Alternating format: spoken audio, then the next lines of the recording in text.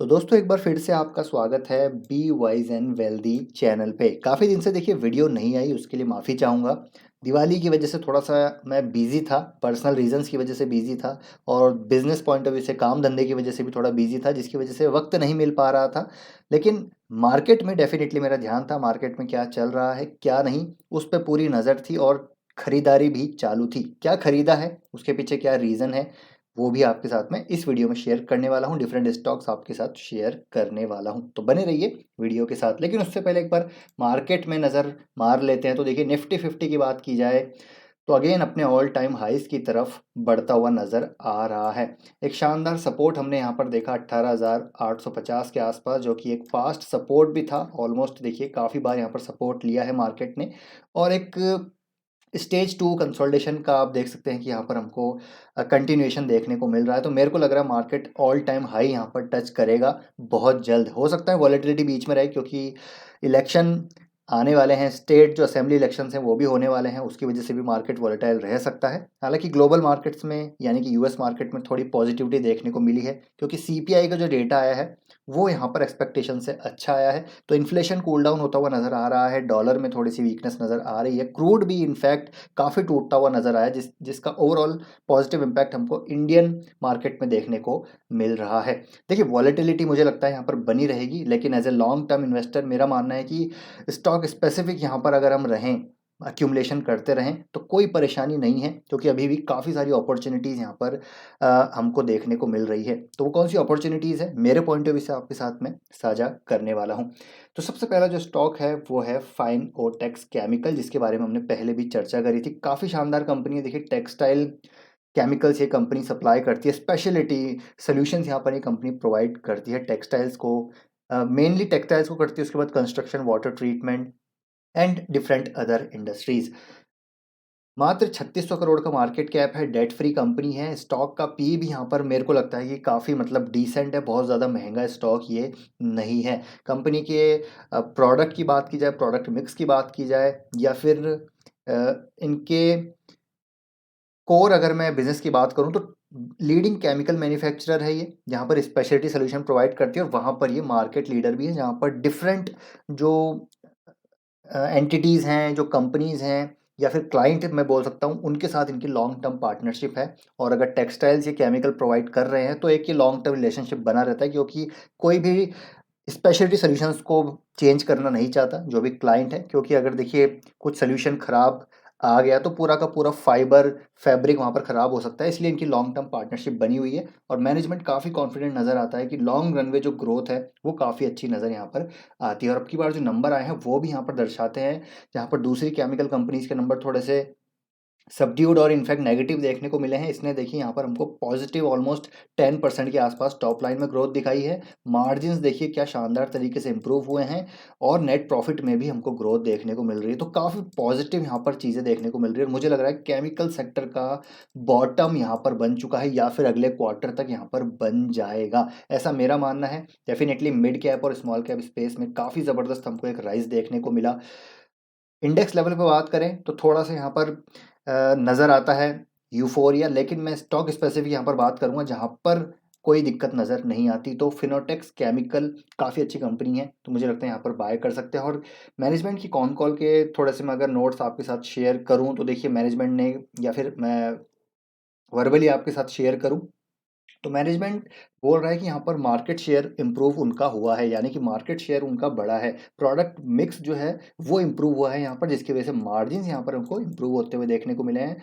और definitely they are not making a commodity product, they are a solution based speciality company, जो solution based यहाँ पर basically speciality solutions यहाँ पर companies को प्रोवाइड करा रही है। मेजरली टेक्सटाइल को यहाँ पर प्रोवाइड करा रही है, और अब तो ये देखिए क्लीनिंग एंड हाइजीन में भी उतर चुके हैं, उस सेगमेंट में उतर चुके हैं, एफएमसीजी सेगमेंट में उतर चुके हैं, जहाँ पर डेफिनेटली काफ़ी अच्छी ग्रोथ फ्यूचर में आती हुई देखने को मिलेगी। और मैनेजमेंट इस पर कॉन्फिडेंट भी है, और टेक्सटाइल में भी डिमांड वापस नज़र आ रही है, वापस आ रही है डिमांड, जो डिमांड है टेक्सटाइल्स में, again it is coming back. तो वो भी एक पॉजिटिव साइड है। एफएमसीजी साइड पे भी इनका वॉलेट शेयर गेन हो रहा है, जैसा कि मैनेजमेंट ने कहा है।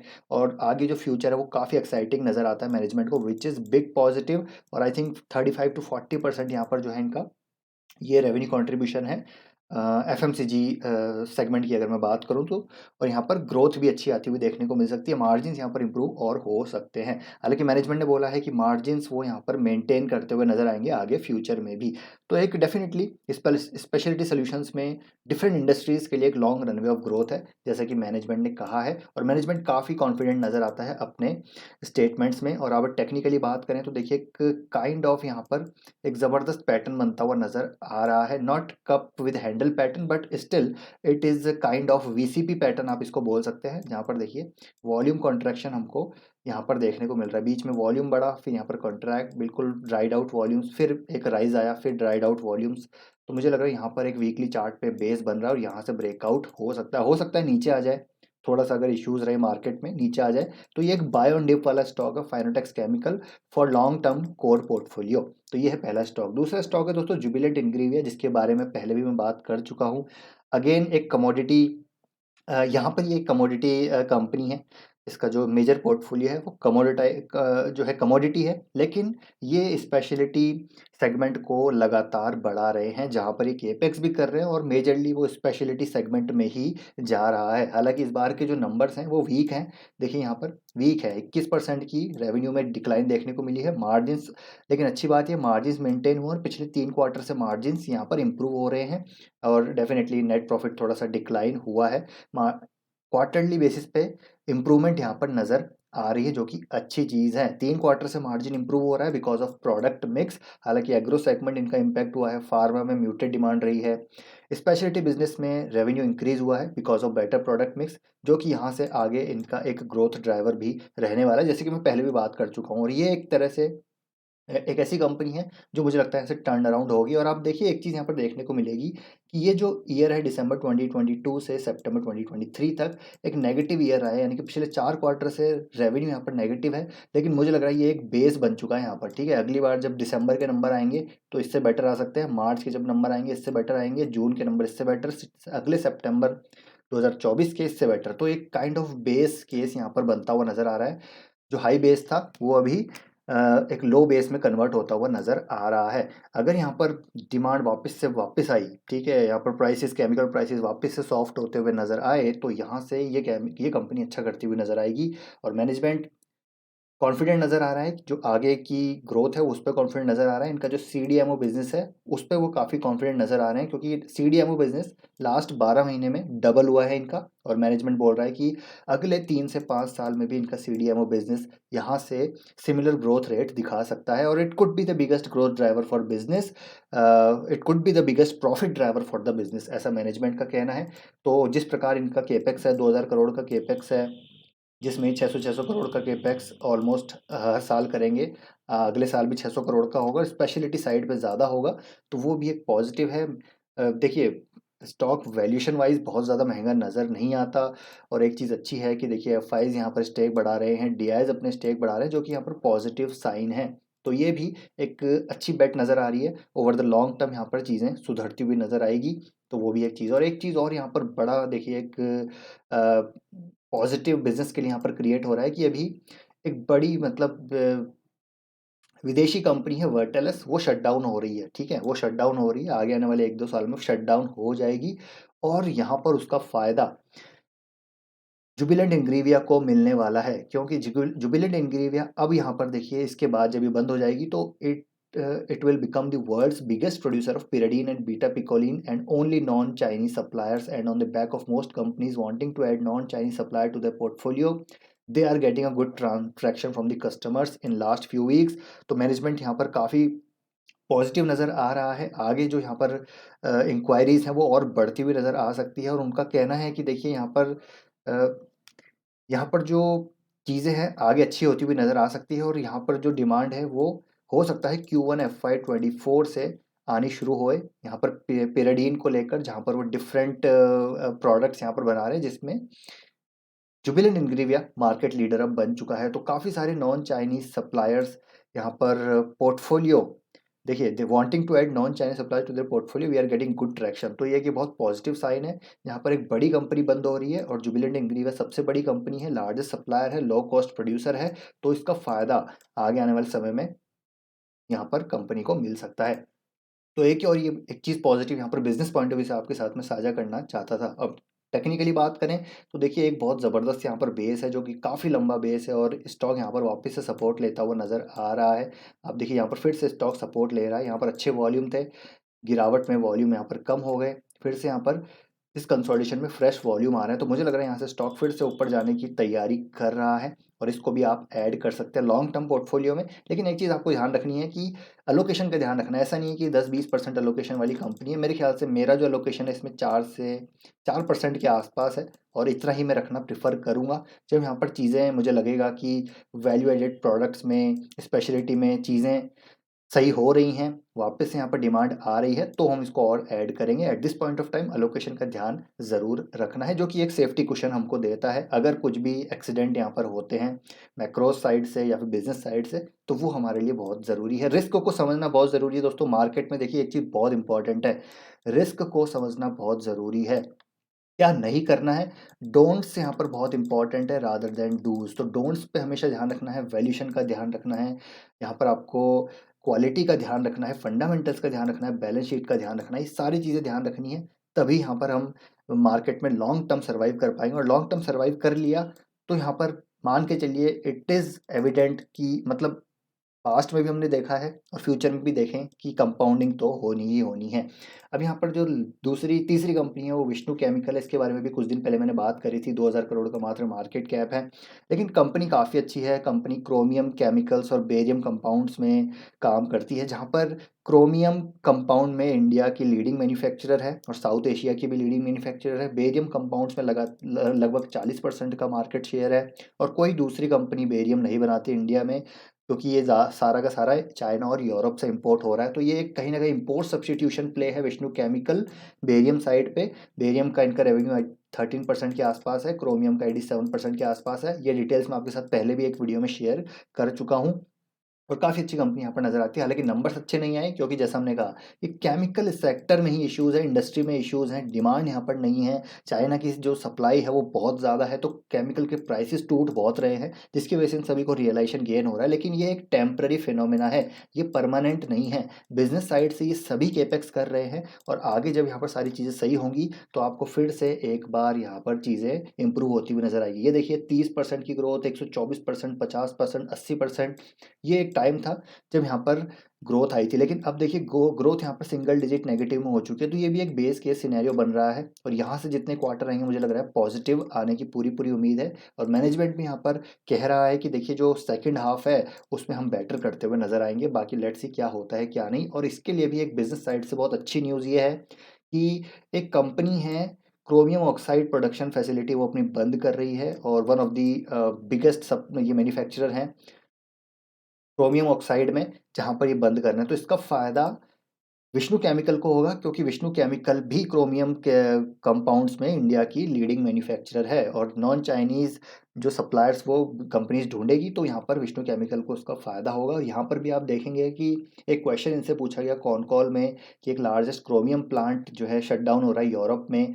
तो किस तरीके से वो उसको देखते हैं नेक्स्ट कपल ऑफ क्वार्टर्स। तो इनका कहना है कि देखिए they make a very specialty grade oxide, so we are in touch with those customer constantly and we are working on the specification in general। तो इनका कहना है कि देखिए they are hoping definitely to see some good order flow for this particular product derivatives of chromium from Q1 next year. तो next year Q1 से ये भी यहाँ पर ऑर्डर्स एक्सपेक्ट कर रहे हैं। तो ये भी एक इनके बिजनेस के लिए अच्छी खबर है कि भैया कोई प्लांट यहाँ पर बड़ा लार्जेस्ट क्रोमियम प्लांट बंद हो रहा है, तो विष्णु केमिकल्स उसका मेजर बेनिफिशियरी यहाँ पर होने वाला है। तो ये एक शानदार चीज़ देखने को मिली है। जैसा कि हमने कहा कि अभी थोड़े से नंबर वीक हैं, लेकिन आने वाले समय में नंबर्स इंप्रूव होते हुए नज़र आएंगे। तो इसको भी ज़्यादा लोकेशन मैंने नहीं दिया, अभी मेरा मात्र 3% का लोकेशन है। अभी मैं इसको इतना ही स्टैग्नेंट रखूंगा, बढ़ाऊंगा जब यहाँ पर मुझे इंप्रूवमेंट दिखना शुरू हो जाएगा। हो सकता है स्टॉक नीचे आ जाए, 250 तक आ जाए, लेकिन धीरे धीरे इसमें यहाँ पर एक्यूमुलेट किया जा सकता है। मैंने थोड़ी बहुत क्वांटिटी यहाँ पर जस्ट ऐड की है, यहाँ पर आज के दिन ऐड की है, लेकिन इसमें मैं ज़्यादा लोकेशन अभी नहीं दूंगा, क्योंकि जैसा मैंने कहा कि टर्न अराउंड स्टोरीज़ हैं। यहाँ पर मैनेजमेंट गाइड कर रहा था कि मार्जिन वो मेंटेन करेंगे, लेकिन मार्जिन बहुत ज़्यादा टूट गए हैं। तो वो भी एक चीज़ है जो देखने वाली है, मार्जिन यहाँ पर वापस से इम्प्रूव होंगे या नहीं, वो H2 में देखना पड़ेगा। उसके बाद हम यहाँ पर आगे का डिसीजन लेंगे। बाकी विष्णु केमिकल अगर आप ऐड करना चाहते हैं तो ज़रूर एक बार यहाँ पर आप ऐड कर सकते हैं। ट्रैकिंग पोजीशन ले सकते हैं, बाकी आप बिजनेस पे नज़र रखिएगा। नेक्स्ट कंपनी है PI industries, no need for an introduction. PI industries गजब की कंपनी है, गजब का यहाँ पर इसका बिजनेस है, जहाँ पर सारी एग्रोकेमिकल कंपनीज परेशानी का सामना कर रही है। भाई साहब ये जो कंपनी है 20% top line growth, margin improvement, bottom line में गजब की, मतलब आई थिंक 30-40% की ग्रोथ देखने को मिल रही है।